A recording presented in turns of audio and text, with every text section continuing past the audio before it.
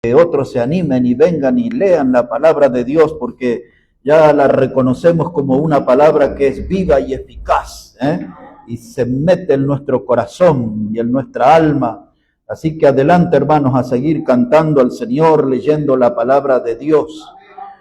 Y ahora nos vamos a ocupar de ella en el Evangelio de Mateo, el capítulo 13, si puede ir ahí, por favor. El Evangelio de Mateo, el capítulo 13. Hace unos 12 años atrás, en un pequeño libro que escribí, que se llamaba Desde un púlpito bautista, de ahí, de ese libro, tomé el título de nuestro mensaje hoy.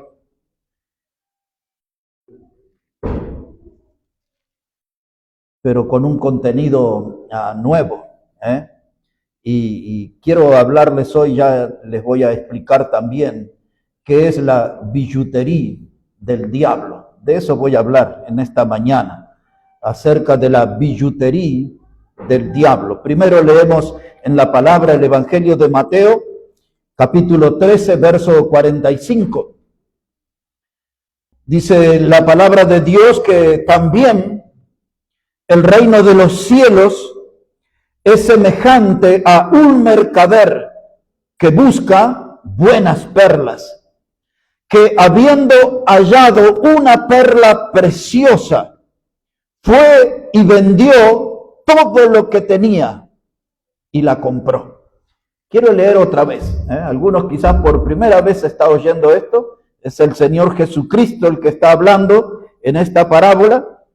Y Él dice que también el reino de los cielos es semejante a un mercader que busca buenas perlas, que habiendo hallado una perla preciosa, fue y vendió todo lo que tenía y la compró.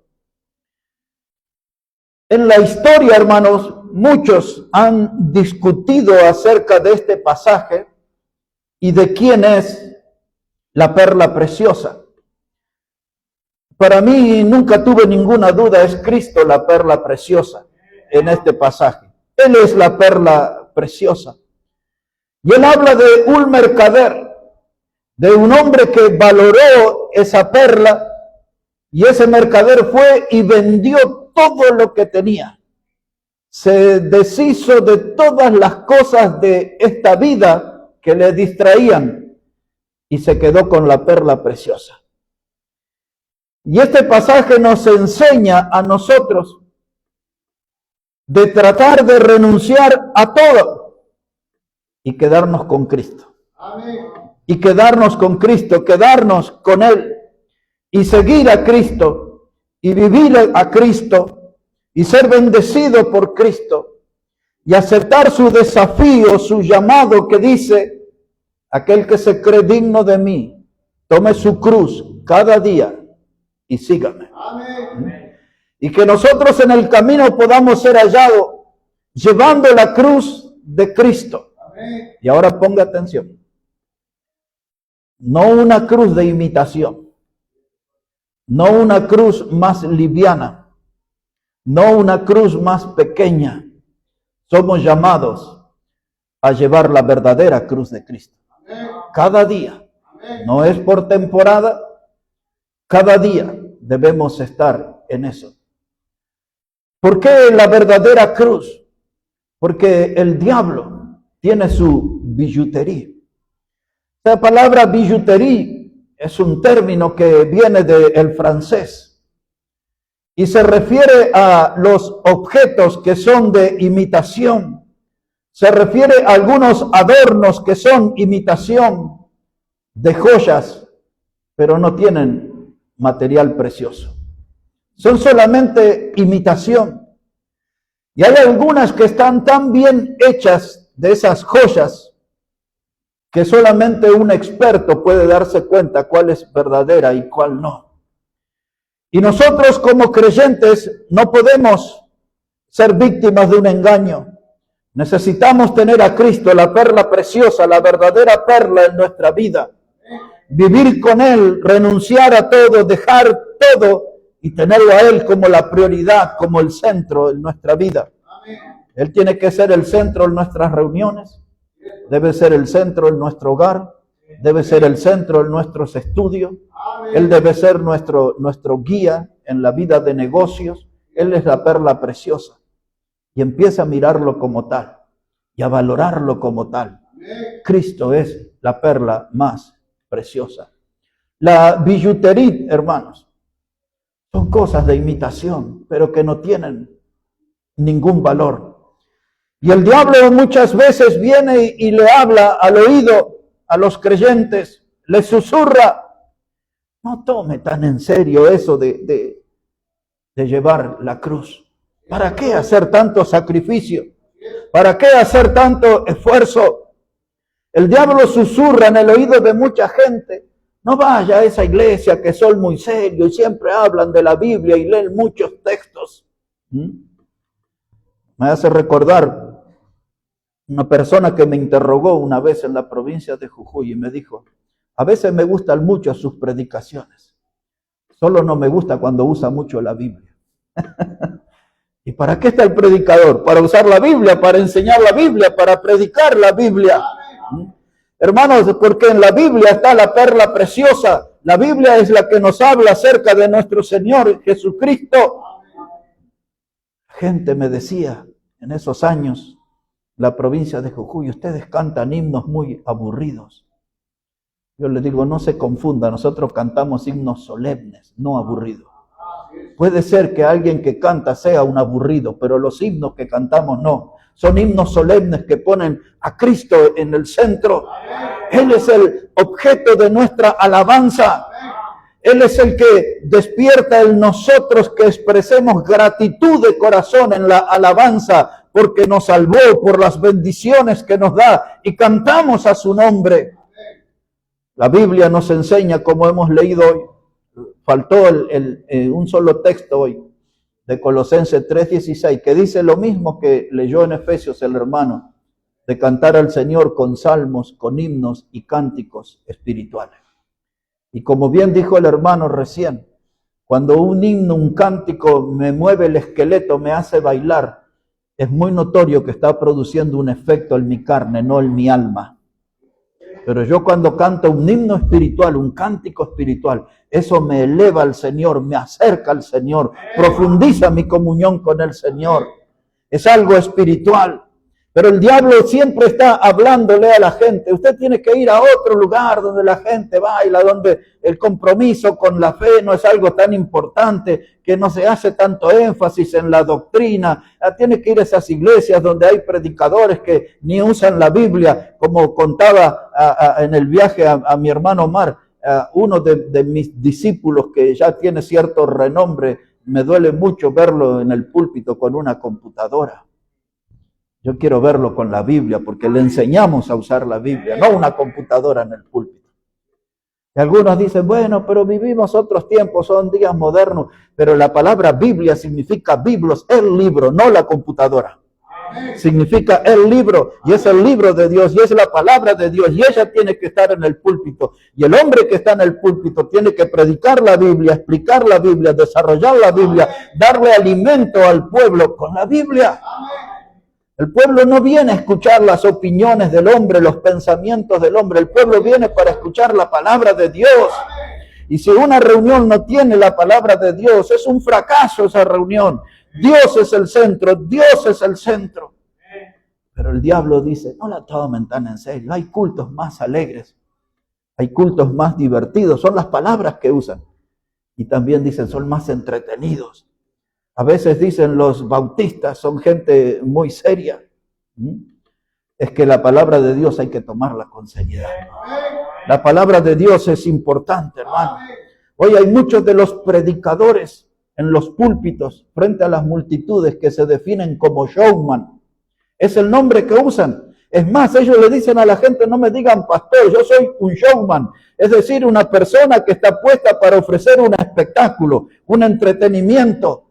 Pero el hombre de Dios está puesto para predicar la palabra de Dios. Si alguien no enseña en el púlpito la palabra de Dios, está ofreciendo billutería del diablo. Cosas que son de imitación, cosas que se parecen, pero no tienen el mismo valor de lo original. Tenemos que estar muy atentos qué clase de predicadores nosotros escuchamos. Porque hay muchos de los predicadores de nuestro tiempo que son amantes de los premios, de las estatuillas. Les gusta caminar sobre las alfombras rojas, ser coronados con aplausos. Les gusta disfrutar de las mieles de la fama. Pero los predicadores de la Biblia no eran así, hermano. Los predicadores de la Biblia tenían como meta predicar a Cristo y a este crucificado. Pues cuando Pablo enfrentó toda aquella corriente de filósofos griegos, él les dijo eso. Él podía discutir, como se diría hoy, de tú a tú, porque él era un hombre súper formado, un hombre de mucha cultura. Pero él dejó en claro su estilo de vida y dijo, yo me propuse predicar a Cristo y a este crucificado. Cristo es la perla preciosa, la que tenemos que presentar. Cristo es la perla preciosa de quien tenemos que hablar. Cristo es la perla preciosa a quien tenemos que valorar. Billutería del diablo. Eso trata de cosas de imitación que no tienen un valor real.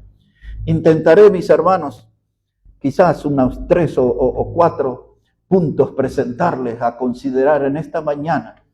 En primer lugar, decirles que la fama es una billutería del diablo. La fama es una billutería del diablo. La palabra fama tiene que ver, hermanos, con la condición de ser conocido. Y hoy hay mucha gente en las iglesias, desde los predicadores hasta los que acostumbran a sentarse en el asiento de una congregación, que tienen como meta trascender, ser personas conocidas por mucha gente, de moverse en lugares donde todos conozcan su nombre y quién es. Hoy hay mucha gente en las congregaciones, hermanos, que quiere gozar de renombre, que quieren ellos sentirse, hermanos, como si fueran una eminencia pública. Eso le pasa a los predicadores y le pasa a la gente que no ocupa lugares en las plataformas, en las iglesias. Les pasa a todo. Quieren ser una eminencia pública, quieren ser reconocidos, hermanos. A mí siempre me gustó la letra de un tango, de una música argentina, que dice: la fama es puro cuento. Y eso es una gran verdad. La fama, mis hermanos, es puro cuento, es solamente un estado emocional. El famoso solamente vive un estado emocional, una ilusión. Es una persona que está desconectada de la realidad. Yo prefiero, como enseñó Juan el Bautista, que decía: es necesario que yo mengüe y que Cristo sea el que crezca. Ese debería ser mi objetivo en la vida, que la persona del Señor Jesucristo, la perla preciosa, Él sea el que crezca. Yo mengüe, yo no soy una persona importante, pero el diablo viene e inyecta esos sentimientos en la gente de ser famosos. El rey Salomón, en su libro de Eclesiastés, diría: vanidad de vanidades, todo es vanidad. Él repite muchas veces en el libro de Eclesiastés esa expresión, vanidad de vanidades. Por si alguien no lo sabe o si no lo recuerda, la palabra vanidad en ese libro significa vacío. Nosotros, cuando hablamos de una persona vanidosa, estamos hablando de alguien orgulloso, jactancioso, arrogante. Usamos esas expresiones. Pero en la Biblia la palabra vanidad es el sentido de una persona vacía. La definición es vacío. Y aquel que vive en esta vida buscando fama terminará vacío. Porque la fama es puro cuento. Es una billutería del diablo. Es algo que no tiene ningún valor. Observemos en la Biblia gente buscando fama. Si puede ver ahí en el Evangelio de Mateo, un poquito más adelante, en el capítulo 20. Evangelio de Mateo, el capítulo 20 y versículo 20. Observe cómo dice la palabra de Dios. Evangelio de Mateo, el capítulo 20, verso 20.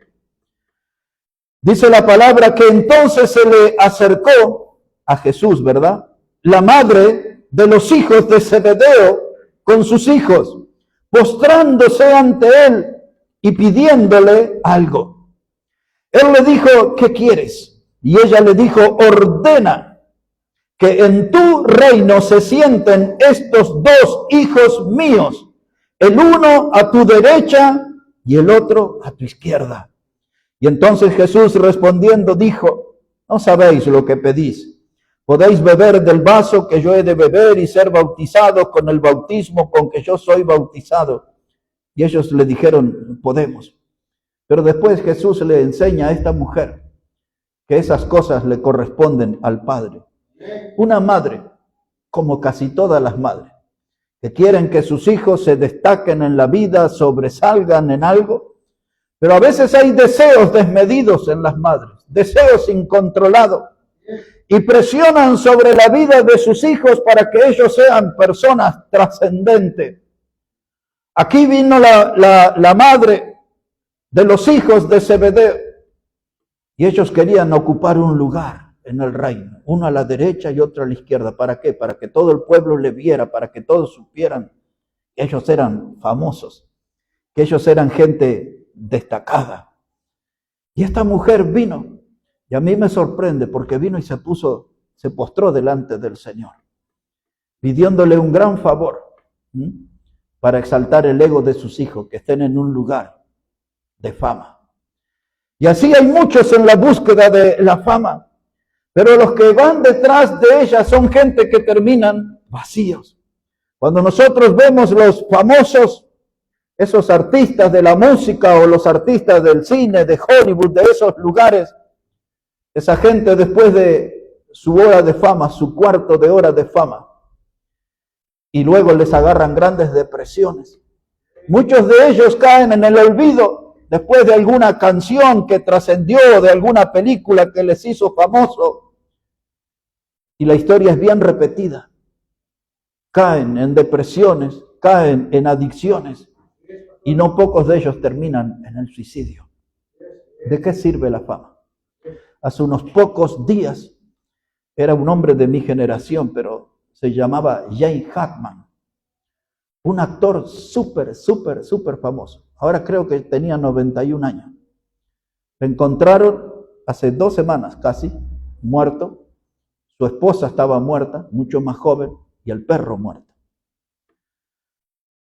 El hombre multimillonario, un actor súper famoso, en los años 70 y 80, y yo ya de esos años veía sus películas. Pero ahora, con toda la fama y con todo su dinero, él dependía de que su esposa le diera el alimento. La esposa murió por una causa a determinar todavía, ella 67 años, él 91, y al no tener quien le dé de comer, él se murió con toda la plata y sin poder comer. No le sirvió la fama. Su perro también murió de hambre, porque nadie le dio de comer al perro en todos esos días. Muchos días después encontraron sus cuerpos. Un ejemplo reciente. La fama no soluciona nada.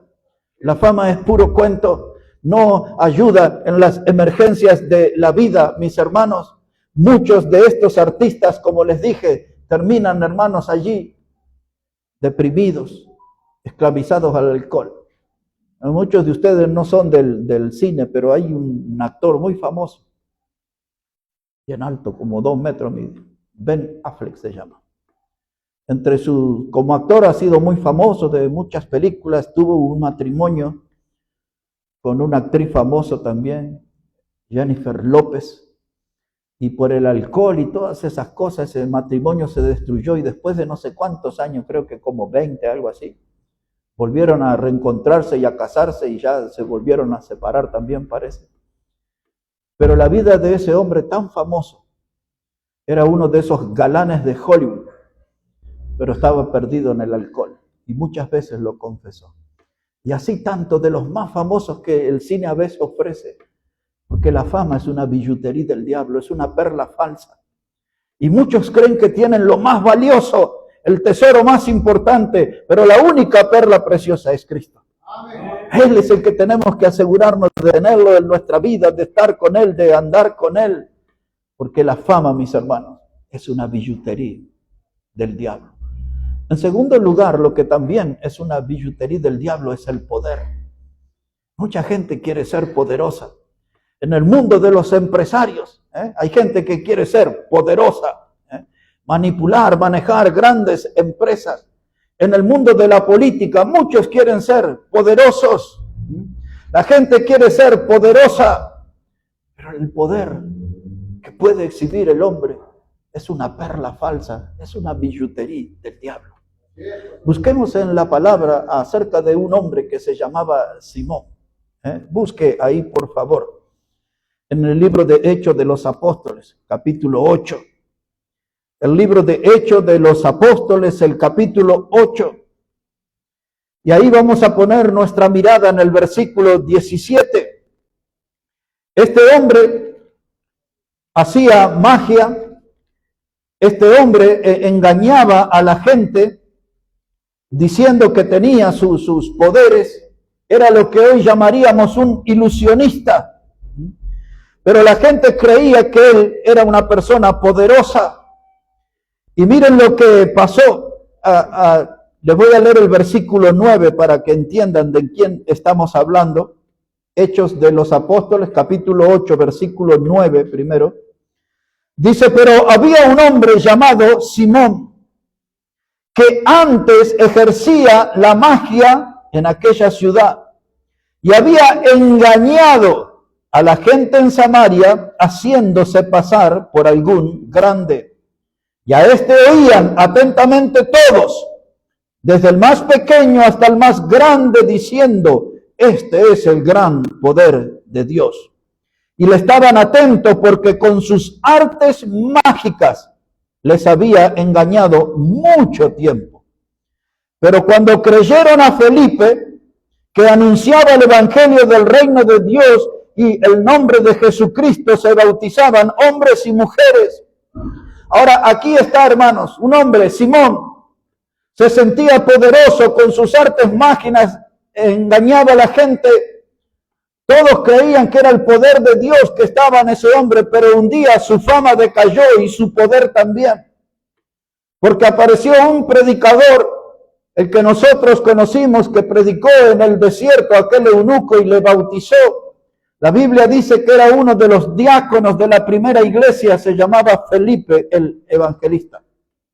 Él apareció aquí en la ciudad de Samaria predicando la palabra de Dios y la gente se convertía al evangelio. Él era un predicador poderoso, un anunciador de la verdad y de la salvación eterna. La figura de Simón pasó a un segundo nivel. La gente ahora tenía la mirada puesta en Felipe, los resultados, los cambios en las nuevas vidas eran notorios. Felipe era un hombre que podía exhibir realmente lo que era el poder de Dios, el poder del Espíritu Santo en su predicación. Aquello fue un fenómeno espiritual en Samaria. Y entonces Felipe tiene que llamar a los apóstoles para que vengan.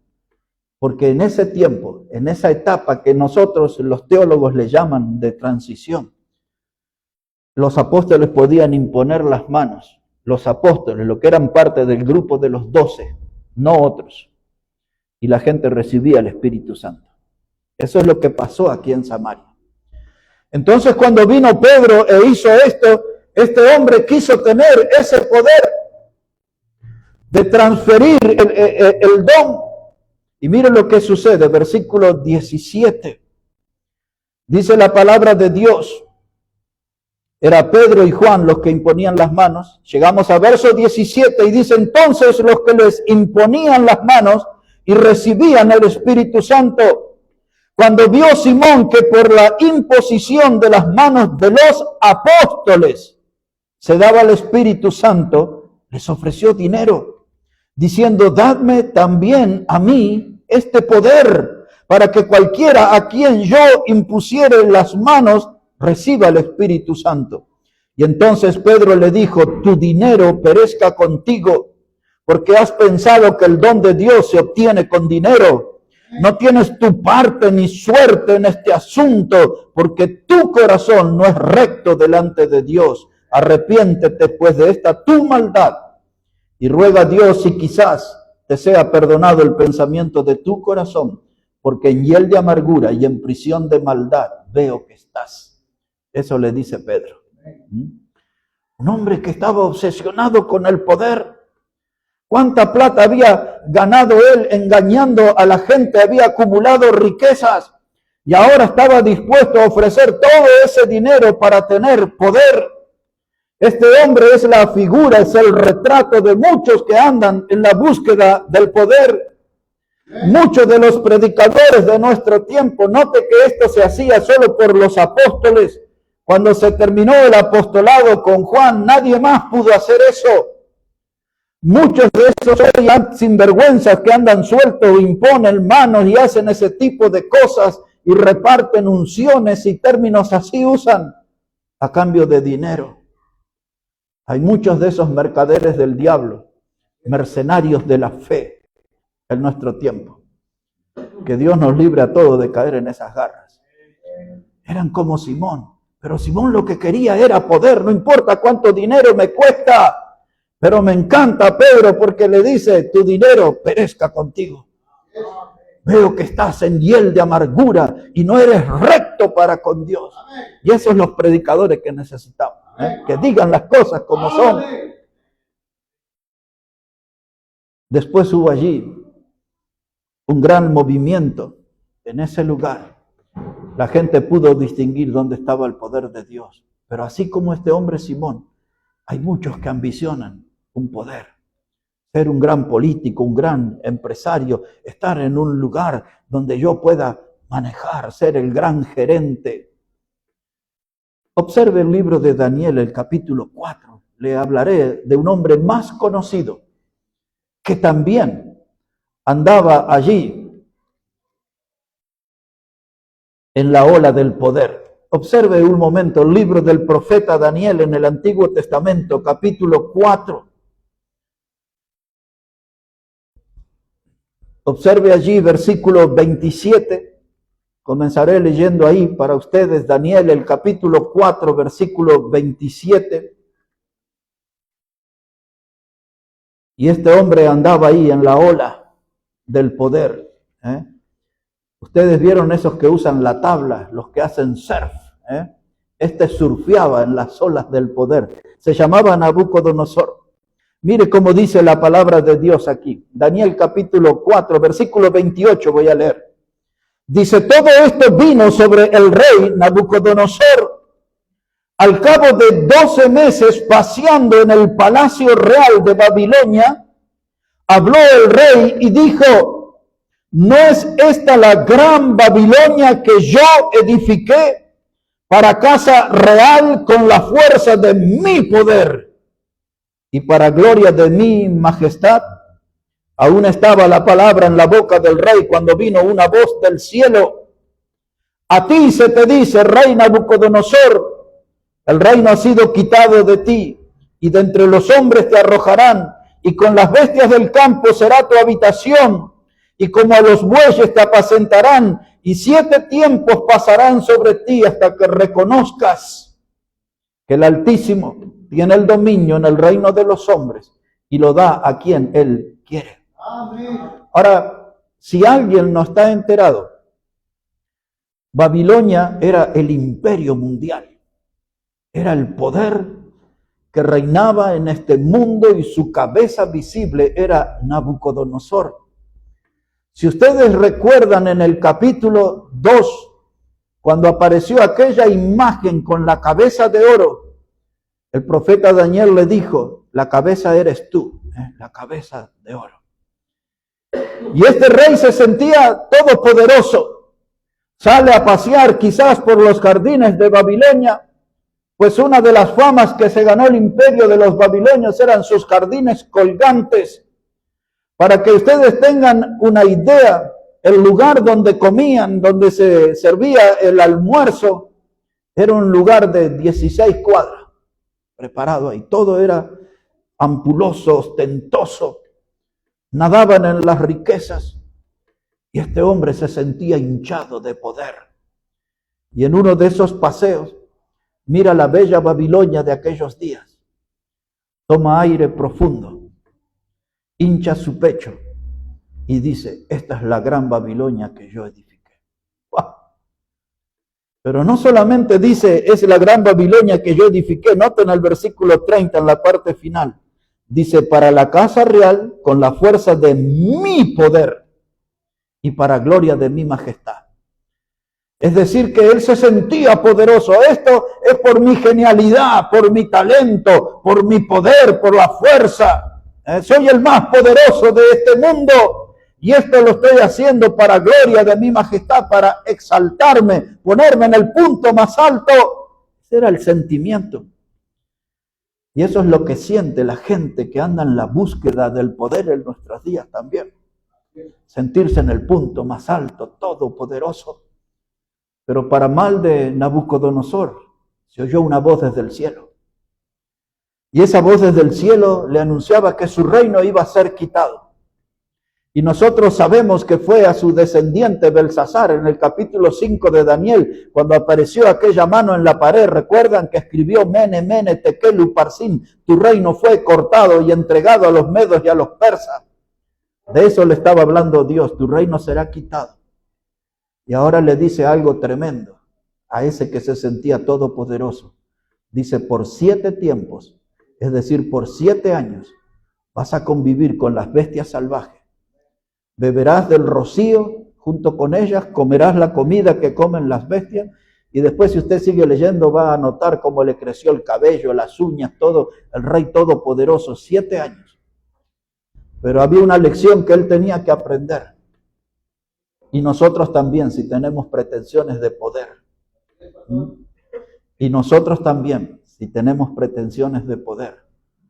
Dice la voz que vino del cielo, hasta que reconozcas que el Altísimo tiene el dominio y el reino de los hombres. No eres lo más grande, como dicen a veces, no eres la última Coca-Cola del desierto. No eres tan importante. El Altísimo es Dios, Él es el Todopoderoso. Él sí es el Todopoderoso. Nosotros somos nada más que una cosita pequeña en este mundo. El poder, hermanos, es lo que busca mucha gente, tanto hombres como mujeres. Les gusta esto del poder, de manejar. Pero Nabucodonosor fue humillado. Y después, si usted sigue leyendo, él reconoce que eso fue un gesto de locura. El sentirse grande, todopoderoso. Y dice él más adelante, en este mismo capítulo, dice, hasta que me fue de vuelta la razón. Porque realmente, hermano, creernos tan importante y poderoso es una locura. Nos tiene que ser de vuelta la razón. Y de rodillas reconocer que Dios es el Todopoderoso. Dios es el Omnipotente. En Él está todo el poder. Nosotros, hermanos, somos simples personas. Vamos y venimos, estamos y no estamos. Pero Dios es el Todopoderoso. Y aquellos que buscan el poder lo pueden encontrar, pero después descubrirán que era una billutería del diablo. Era un poder sin valor, una imitación nada más, porque el único que tiene el poder es Dios. En la historia reciente, casi un siglo atrás, en Europa se levantó un hombre del cual ustedes han oído. Se llamaba Adolfo Hitler. Él quería crear una raza nueva, le llamaba la raza aria. Quería que todo el mundo fuera blanquito, de ojitos celestes, rubiecitos y así por el estilo. Y en esa locura que se embarcó ese hombre, inspirado realmente por el diablo, se sintió todo el poderoso que dominaba toda Europa, invadió países. Bueno, hay mucha historia sobre él. Pero ese hombre todopoderoso, tenemos 2 versiones.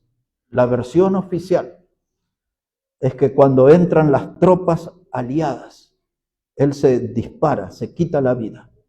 Esa es la historia oficial. Pero hay otra historia. El hombre terminó viviendo en Bariloche, en la Argentina. Pero esa es otra historia. Ahora, ese hombre perdió todo. Ya sea que murió ahí en eso, o ya sea que se vino aquí a la América del Sur, no tuvo más el poder. No tuvo más. En la historia lo presentan como el hombre muy poderoso. Hubo un líder político en un país que muchos quizás aquí ni lo han oído, pero se llama Rumania o Rumanía. Y ellos tuvieron un líder político que se llamó Ceausescu. Nicolás Ceausescu los gobernó por décadas, décadas estuvo en el poder, hasta que el pueblo se levantó pocos años atrás y terminó muerto, él y su esposa. El pueblo terminó con su vida. Libia, un país que nadaba sobre petróleo, tenía su presidente casi 40 años en el poder. Se llamaba Muammar Gaddafi. Y ese hombre, no hace muchos años atrás, como 10 quizás atrás, ahí cuando invadieron y lo persiguieron y el hombre se escapó en un tren y lo bombardearon y luego terminaron abusando sexualmente de él, le cortaron su cabeza, le exhibieron. Fue un hombre que por décadas tuvo el poder. Saddam Hussein, ese hombre casi 40 años lideró Irak.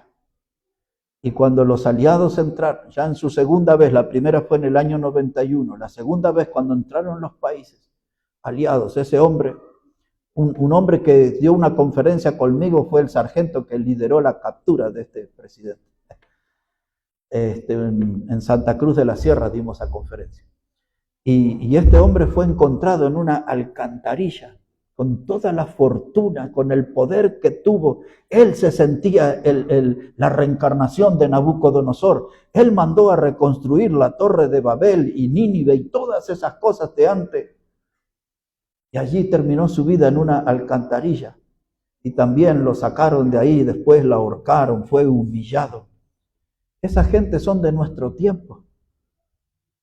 Porque muchos de los que tuvieron el poder ayer terminaron como Nabucodonosor, y muchos de los que reinaron hasta nuestros días terminan del mismo modo, porque el poder del hombre es fugaz, es un poder falso, es una billutería del diablo. El diablo les hace creer que son gente todopoderosa, que tienen poder para definir, para decidir, para tomar las grandes decisiones, pero no tienen nada, no tienen nada, es como una pompa de jabón que se va al aire y desaparece. Ese es el poder del hombre, una billutería del diablo. No tenemos que andar en esa búsqueda nosotros. Tenemos que aprender las lecciones de la Biblia y las lecciones de la historia. Una billutería más del diablo, dos más para terminar. Se llama hedonismo. Esa palabra para algunos de ustedes quizás sea un término nuevo, y en realidad es un término antiguo que viene desde los días que el Señor anduvo pisando en esta tierra, predicando el Evangelio. El hedonismo es una de las escuelas griegas.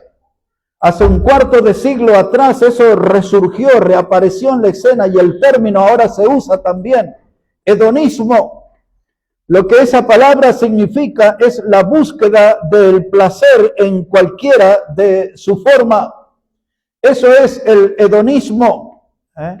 Dicen que la alegría del hombre, la diversión del hombre es lo primordial.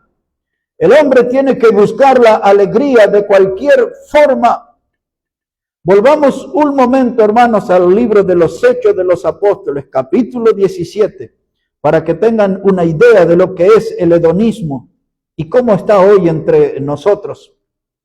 El hedonismo es una billutería del diablo.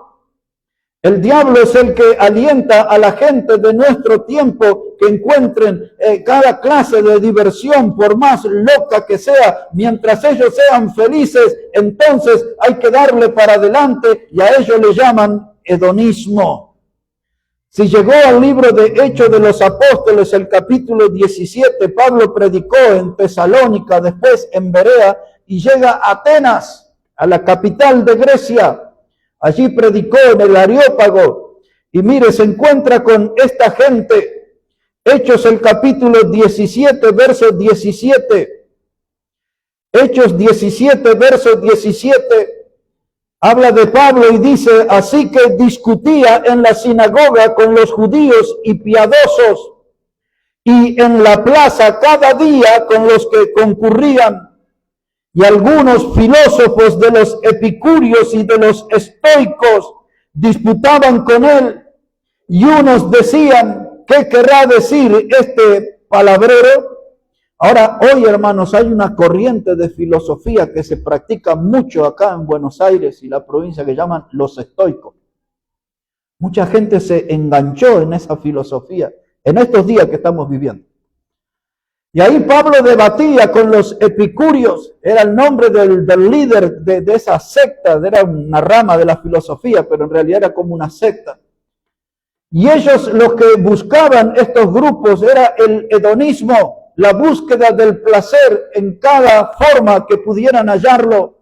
Traduciéndolo a nuestro tiempo, hay gente, hermano, que consume diferentes clases de drogas y ellos argumentan, esto a mí me da placer. Eso sería hedonismo. Hay gente que practica a diferentes clases de inmoralidades que tienen que ver con la sexualidad y dicen, eso me produce placer. Eso es hedonismo. Hay gente que bebe alcohol desmedidamente, se pierden en sus borracheras y dicen, esto me produce placer a mí. Eso se llamaría hedonismo. Esos locos que vimos como el domingo anterior acá y algunos sábados en las motos que aceleran y andan a toda velocidad, esos dicen, a mí me da placer la velocidad. En la Panamericana ven esos locos allí acostados en la moto, no sentados, no sé si lo han visto. Van así acostados en la moto y dicen, es que esto nos produce placer. Eso se llama hedonismo. El hedonismo tiene diferentes caras. Lo que le produzca placer a algo, aunque sea algo destructivo, aunque sea algo maligno, si le produce placer, dice, eso es lo que defendemos. Y eso es lo que se ha metido en este tiempo, y eso es la billutería del diablo. Porque muchos en la búsqueda de estos placeres que mencioné y otros tantos, terminan perdiendo sus vidas, terminan arruinando sus vidas. Y el diablo les ofrece esta billutería. Y ahora recordamos juntos en la Biblia, hermano, aquel hombre del cual el Señor nos habló en Lucas 16, del verso 19 al 31, solamente lo recordamos, era un hombre rico, ¿se acuerdan? Y dice que ofrecía banquete cada día y se vestía con esplendidez.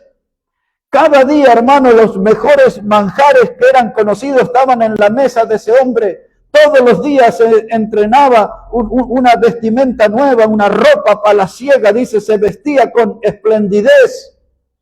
Ese hombre lo que no se dio cuenta de que él era un mortal. Y un día la muerte le tocó y dice que despertó en el Hades y descubrió que era un lugar de tormento. En esa porción de la Biblia que cité, Lucas 16, del verso 19 al 31, 3 veces él dice que el Hades, que es la palabra griega para infierno, era un lugar de tormento.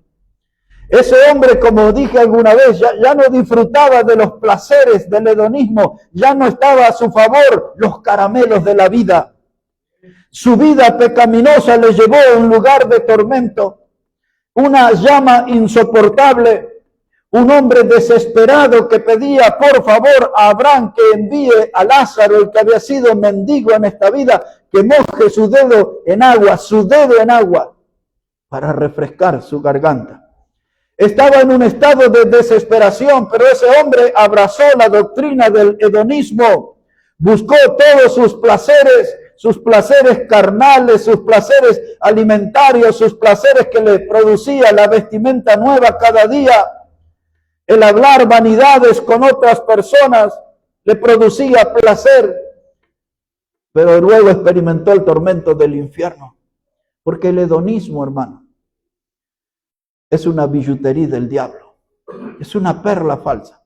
Había un cantante de esos famosos hace un par de décadas que cantaba de vivir la vida loca, ¿recuerdan? La vida loca. Eso es lo que el diablo le propone en el hedonismo a este mundo. Vivan la vida loca. Aún alguna gente de mi edad le dicen a sus hijos o a sus nietos, vive tu vida, vive tu momento, aprovecha las oportunidades, la vida es una sola y cosas así. Y los entregan en las garras del diablo. Busca tu placer, busca tu alegría. ¿Te gusta tomar? Hazlo. ¿Te gusta ser inmoral? Sélo. Hermanos, el hedonismo ha entrado en las iglesias. Y tenemos que andar con ojos abiertos. Las inmoralidades se han vuelto moneda corriente en las congregaciones. Las estafas económicas por escalar en posiciones económicas se ha vuelto moneda corriente en las iglesias. Predicadores alcohólicos. Uno que acá el hermano lo ve a veces, que ahora va a venir acá trayendo su campaña de presidente al teatro, el predicador. El otro día andaba con unas latas de cerveza, el predicador más famoso. ¿Cómo se llama? Dante Presidente, no sé qué. Payaso total, con la cerveza, y decía, y ahí provocaba a los predicadores, con este no es malo, aquí está con la cerveza. El hedonismo se instaló en las iglesias. Y hay predicadores en gran número que tienen serios problemas con el alcohol. Serios problemas con el alcohol. Pero se cubren bajo la capa del hedonismo, lo cual es una billutería del diablo. Terminarán abrazando el dolor, terminarán abrazando la muerte. Y ahora mire esto, hermano, para que conozca esa clase de gente que le estoy hablando. Filipenses, un poquito más adelante aquí, la carta de Pablo a los Filipenses, capítulo 3.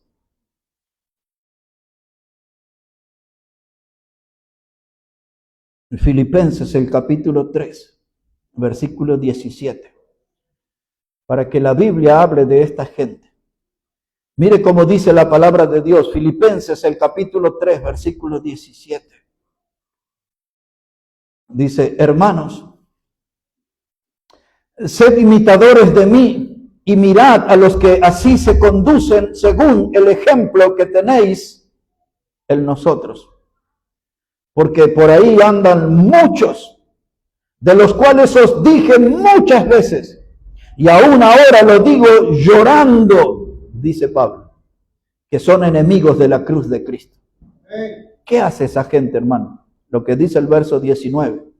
El fin de los cuales será para perdición, cuyo Dios es el vientre y cuya gloria es su vergüenza, y que solo piensan en lo terrenal. ¿Quiere descubrir esa gente? Tiene que poner la lupa en estas tres cosas que los describen. Dice la palabra de Dios en el verso 19. Dice que su gloria es su vergüenza. Bueno, la primera dice ahí, su Dios es el vientre.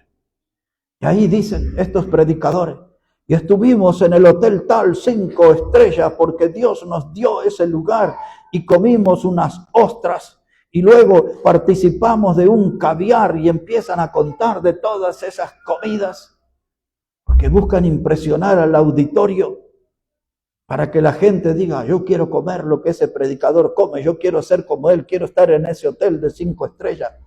Yo quiero tener la experiencia de lo que es un colchón de agua, o como predicábamos ayer, un somier del diablo, es la misma cosa.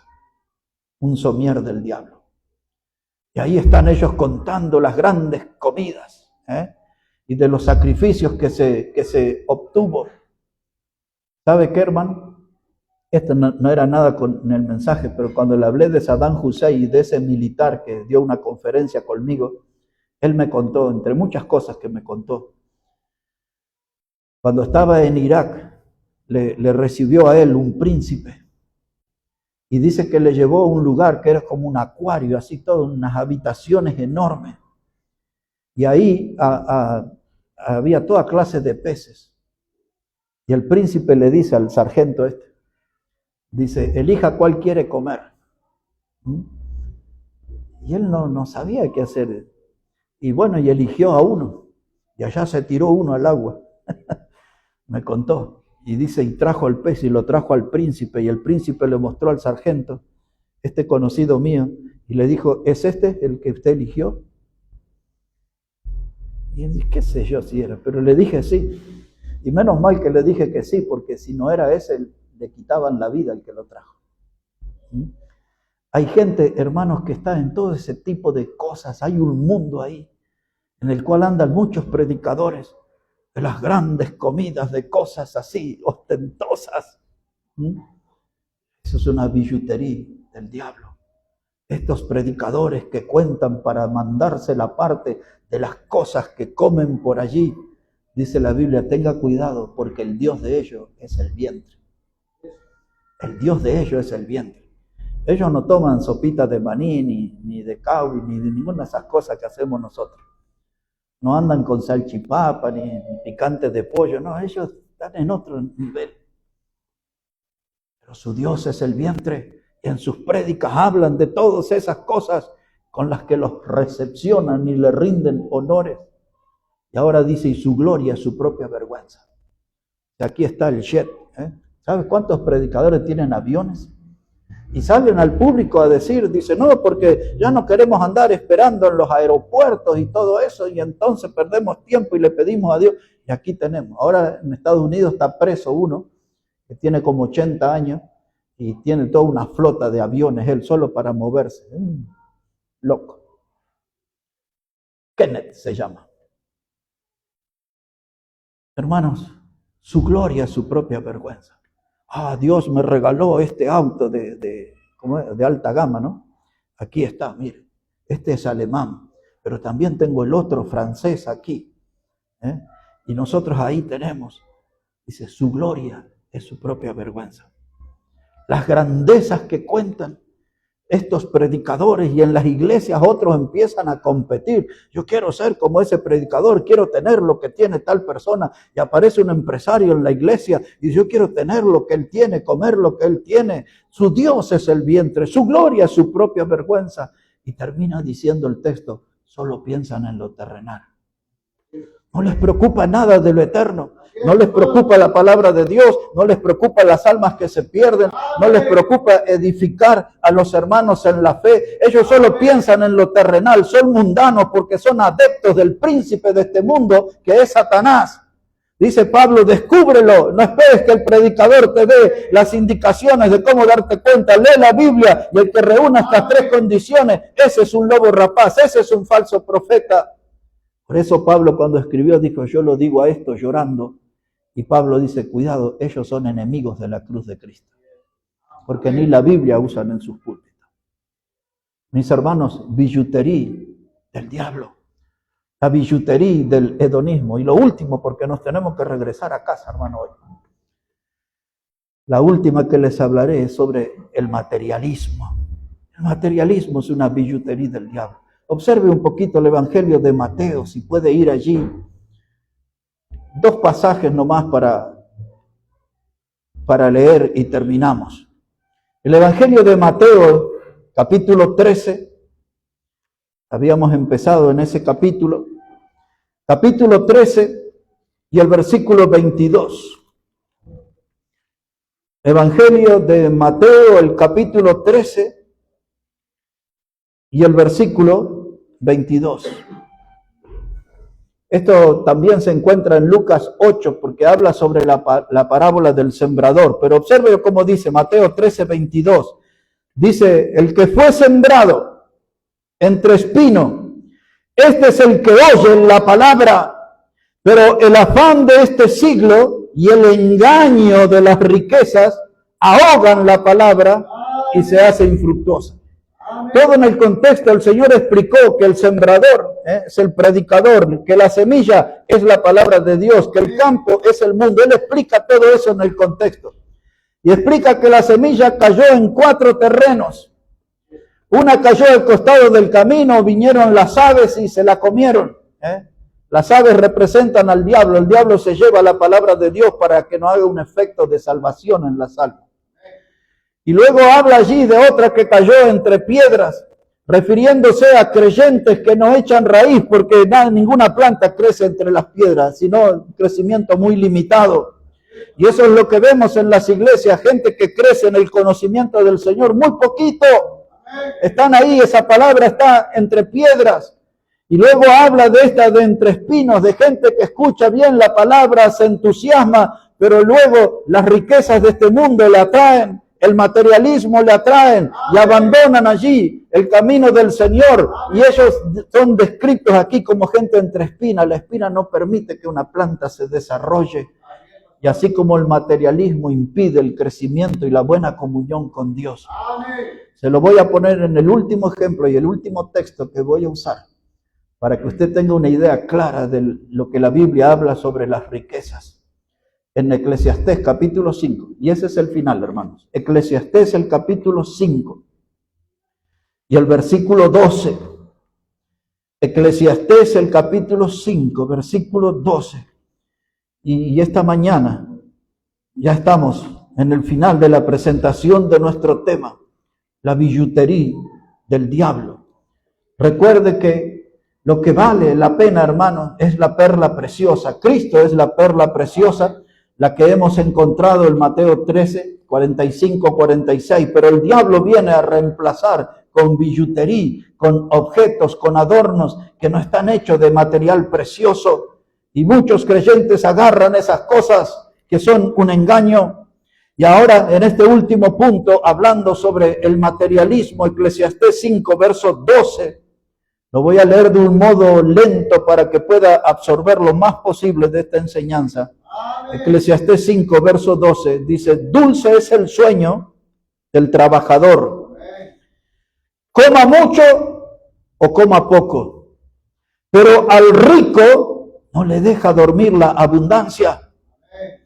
Hay un mal doloroso que he visto debajo del sol, las riquezas guardadas por sus dueños para su mal, las cuales se pierden en malas ocupaciones, y a los hijos que engendraron nada les queda en la mano.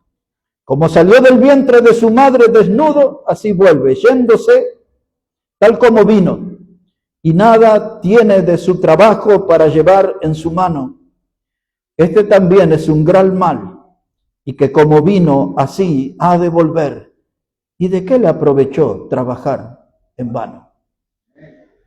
Aquí hay toda una predicación que hice hace muchos años, pero quiero solamente que note lo siguiente. El versículo 12 dice, dulce es el sueño del trabajador. El trabajador tiene su sueldo, trabaja, cumple su horario, regresa a su casa, está con su familia, descansa tranquilo. Amén. Sabe que al otro día tiene que levantarse para trabajar. Esa es su vida, una vida de trabajo. Pero en cambio dice el texto que el rico no puede dormir, porque el rico ya se dio cuenta, está advertido que este mundo está lleno de sanguijuelas. Las sanguijuelas de este mundo son los que le chupan la sangre. Y un día al hombre rico se le mete un cuñado, un yerno, una nuera, alguien, y se le agrega a la familia y le van a sacar las riquezas. Tiene su casa quinta, no la disfruta porque le cae toda la familia, del novio, de la hija, del hijo, de todo. Y no puede dormir. Dice, ay, toda esta gente me va a destruir la casa quinta y la pileta me la van a dejar sucia. Ay, los platos de porcelana. El rico no puede dormir por su riqueza, está ahí pensando todo el tiempo. En cambio, el pobre trabaja, cumple su horario, va a su casa, come mucho, come poco, pero tiene un sueño dulce. No está preocupado por las riquezas. ¿Sabe cuánta gente, hermano, no duerme hoy por causa del materialismo? Que quiero conseguir plata, que quiero involucrarme en grandes negocios y se apasionan, hermanos, y andan ahí en eso. Y Dios, bien, gracias. No tengo tiempo para Dios, no tengo tiempo para la iglesia. Estoy ocupado en mis negocios, estoy en mis asuntos. Estoy involucrado en la corriente del materialismo, una billutería del diablo. Es una perla falsa el materialismo, porque luego la vida le va a demostrar, tarde o temprano, que se va a quedar con las manos vacías. Y lo único que le va a dejar a sus hijos es lo que dice ahí, deudas. Lo que le dejan a sus hijos. Hermanos, tenemos que ser sabios y tenemos que mirar a Cristo y considerarlo y verlo como nuestra perla preciosa y aferrarme a su persona. Y como la Biblia dice que el Señor nos dejó ejemplo para que sigamos sus pisadas, asegurámonos de andar en su camino, de andar sobre sus pasos. Cristo es el gran tesoro, Él es la perla preciosa. No lo perdamos de vista, hermano. No nos vayamos detrás de ilusiones pasajeras, de espejismos satánicos, de imágenes que no son reales, que el diablo crea para nosotros, para desviar la atención, para distraernos, para que perdamos la comunión con Cristo. Seamos sabios en esta vida, hermano. Hoy quise presentar este tema de la billutería del diablo. No se quede con cosas que son un engaño, que no tienen valor. La fama, mis hermanos, eso es puro cuento. El poder, hermano, eso es efímero, fugaz, pasa. Hermano, el materialismo, todo lo que estamos viendo aquí, hermanos, el hedonismo, el placer. Lo mejor que podemos hacer es encontrar a Cristo, disfrutar de la comunión con Él. Cantamos aquí un himno que dice dulce comunión. Eso tenemos que experimentar, una dulce comunión con nuestro Señor Jesucristo. Al bajarme de esta plataforma hay 3 perlas que quiero que ninguno de ustedes pierda. Esto que le voy a decir ahora son 3 perlas valiosas que quiero que ninguno de ustedes pierda. ¿Están atentos para la primera? La primera perla se llama oración. Dice el Salmo 5 y el verso 3. Dice David, de mañana oirás mi voz. Muy temprano me presentaré delante de ti y esperaré. Eso es una perla preciosa. Otra vez, de mañana oirás mi voz. Muy temprano me presentaré delante de ti y esperaré. Segunda perla preciosa que ninguno de nosotros debe perder es la palabra de Dios. La palabra de Dios, de la cual nuestro Señor dijo, los cielos y la tierra pasarán, pero mi palabra no pasará. Pero el apóstol Pedro, hermanos, habló de esa palabra. El apóstol Pedro citó uno de los salmos y dijo que la flor de la hierba se seca, pero la palabra del Señor permanece para siempre. Eso es primera de Pedro 1:23, ¿no? Esa es la perla, mis hermanos, que no debemos perder. Primera de Pedro 1:23 al 25. Esa es una perla preciosa, la palabra de Dios. Y la tercera perla que no debemos perder ninguno de nosotros es el ganar almas. Amén. Como dice Proverbios 11, verso 30, el que gana alma es sabio. Amén. El que gana alma es sabio. Esta es una perla preciosa reflejada en Marcos 16:15. Id por todo el mundo y predicad el evangelio a toda criatura. Hermano, no abrace las perlas falsas, la billutería del diablo. Aférrese a Cristo, la perla preciosa, y aférrese, hermano, a estas 3 perlas: la oración, la palabra de Dios y el ganar alma. Amén. Que Dios bendiga, hermano, su palabra en este día, que Dios bendiga sus vidas. Y hermano Omar viene ahora para guiarnos en los himnos finales.